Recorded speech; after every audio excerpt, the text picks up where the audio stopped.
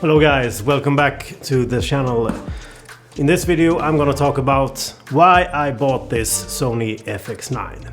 But first of all, let me thank you so much for every comment and also subscribing to the channel. That means a lot and makes it more fun to do videos like this. Before I go into this camera, I would like to talk a little bit about where I come from, camera-wise. Also, sorry for the sound treatment in this room, or lack of sound treatment in this studio. We just moved in. Things will improve over time, I'm sure about that.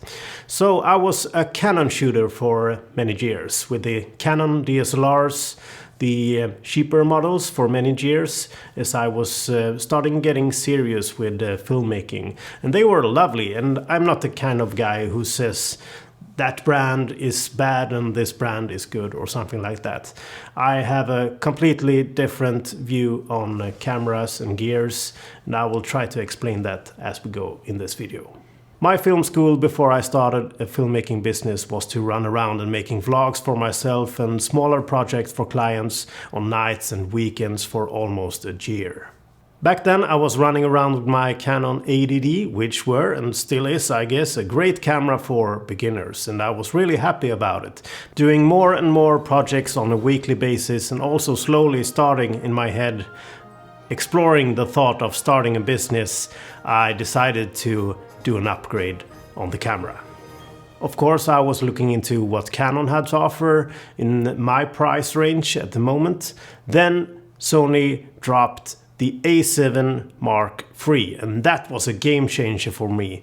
I was seeing so many features that I then needed and really longed for, and I actually have it here still with me almost every time in my bag when I'm out shooting a project for vlogging or B-rolls or whatever.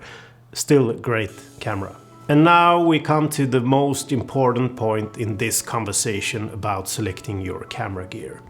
And it doesn't include any brands at all. It could be Blackmagic, it could be Sony, Canon, Red, whatever. It doesn't matter in this conversation. It all depends on what kind of filmmaker are you. My default is kind of a documentary style of filmmaking. Meaning I tell stories mostly based on authentic environments and very often with interviews. The pace of the project is often fast and I move from place to place, often referred to as run and gun filming. I also come from a radio broadcast background, so I guess that has something to do with it as well. My style is not about only producing the best images frame by frame, it's more about producing the right content in the best possible way given the circumstances. So for example, Red makes lovely cameras and they produce beautiful images, but the workflow isn't for me. A couple of friends of mine had the FS5 as their workhorse, and I was able to try them out in different projects. And that camera was so perfect for my style of shooting. I'm using it right now as I'm recording this. It has variable ND, it has real XLR inputs, it's lightweight and it's so versatile. It produces beautiful images for the price as well, and you can use it in live streams. It has SDI connections and I can go on all night about that. I actually made a whole video about my love for the Sony FS5, and that was a game changer for me. Now I could produce content on a daily basis, always knowing that I had full control of everything I needed. Live streams were getting bigger and bigger, even before COVID-19 and the cancellation of almost every event in the world. It was getting bigger, and me and my friends started to build our own proper live rig. I was also doing some small work for TV stations and things like that, but more importantly, I was more and more thinking about my style of filmmaking, and it became so obvious for me that I wanted to go all in, producing the best work that I can with the tools available in my price range. of course, I just didn't run out and buy myself a new camera. I gave it a serious thought and watched so many YouTube videos, did some proper research, really thinking about what tool I want and how it could improve my filmmaking skills. This was not so long ago, and Canon announced their C300 Mark III, and especially when holding it in my hand, I felt that this could be my next camera. But of course I was looking into other models as well, including the Sony FX9. As you do in 2020 when you're looking into some new gear, you watch a lot of YouTube content, and I was watching so many videos about the Sony FX9, and I will link to them in the description to this video if you want to dig deeper about what this camera can offer. I'm not the right guy to go through every technical aspect of a complicated camera system like this, so watch the videos in the description if you want more details. But my personal favorites in this camera is the S-Cinetone color profile, which makes life so much easier to produce lovely images straight out of the camera with no color grading, almost no color grading at all actually.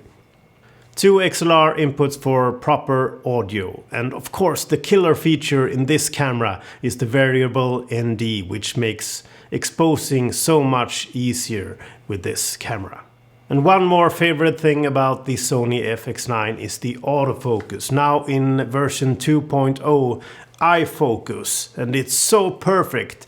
The other day I was using it in a live stream as a main camera, so it was rock solid on the subject, and for almost 3 hours they moved around back and forth, never lost a frame of focus. I promise you, more than 3 hours it was still locked on to the very eye of the person in the live stream, and I'm so impressed with the autofocus, which is a feature now in the cinema line of cameras. Maybe I should also mention that no one ever gave me a discount or any camera at all for saying the things I'm saying. I'm just saying that this is a perfect match for me. I love the images, I love the features, and it's robust and it just works every time. And yes, it's a little bit more heavy than perhaps the FS5 or, of course, the smaller mirrorless systems. But yesterday when I was doing work all day with this camera, I was using the Easy Rig, and it just works. It's perfect and it's reliable, produces lovely images, and yeah, it's the perfect camera for me.